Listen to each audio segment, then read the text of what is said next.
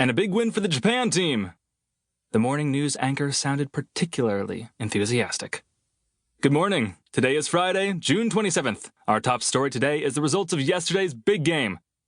The living room TV was showing a highlight reel from the World Cup, which was currently being held on the other side of the world. The second match of the group stage had been played in the middle of the night, Japan time. The Japan team had been a point behind as the first half drew to an end.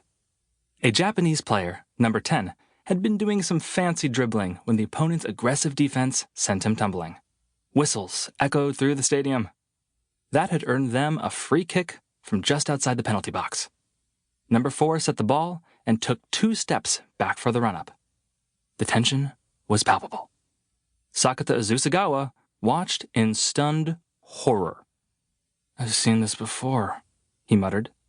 And not on the midnight live broadcast. He'd seen this exact same highlight reel yesterday morning. He knew Japan's number 4 was about to kick the ball, the other team's keeper would dive the wrong way, and the ball would soar right into the goal. Sakuta gulped, watching.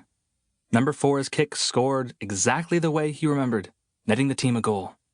Their opponents' faces fell as they bit their lips in anguish now that their lead had evaporated. Behind them, number 4 celebrating his successful free kick.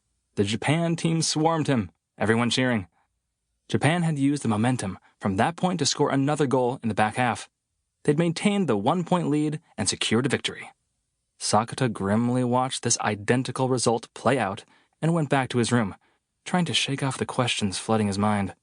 He looked at the alarm clock by his bed. The digital screen showed the date, June 27.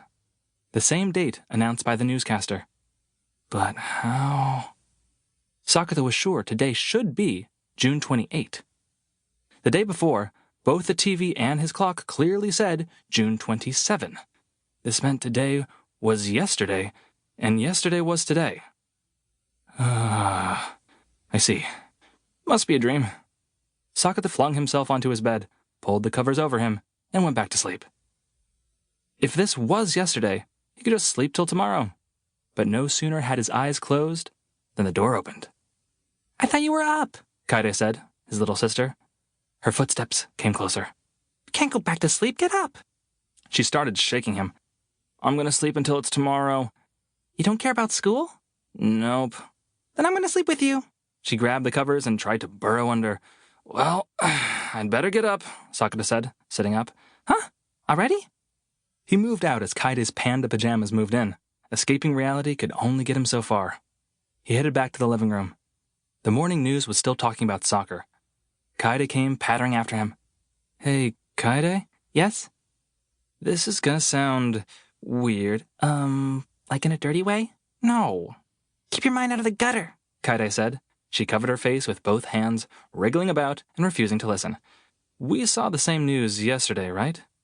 "The soccer news?" Kaede asked, peeking through her fingers. "Yeah." I'm pretty sure I didn't." She didn't seem to know what he meant. Her brow furrowed. "That's what I was afraid of. In that case, don't worry about it."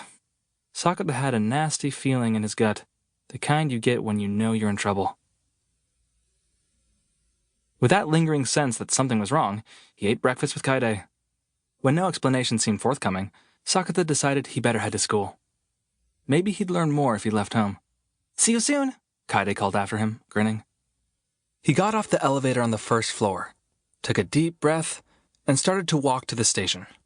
Sakuta paid a lot more attention to his surroundings today. He went through the residential area, which was full of apartment buildings and houses. He passed the park, crossed the bridge, and reached the main thoroughfare. As he neared the station, tall buildings began appearing. Business hotels, home electronics stores, etc. Nothing struck him as particularly out of the ordinary. There were people headed to the station like he was, and housewives taking out the trash. The man from the flower shop was sweeping the sidewalk out front. 10 minutes on foot took him to Fujisawa Station, at the heart of Kanagawa Prefecture's very own Fujisawa City. Crowds of office workers and students on their daily commutes, businessmen changing to the Tokaido line, students rushing through the Odakyu gates. A fair number of people, like Sakuta, crossing the connective passage to the Enoshima Electric Railway in Noden Station. Nobody looked at all lost or confused. Everyone was just plodding along their usual routes.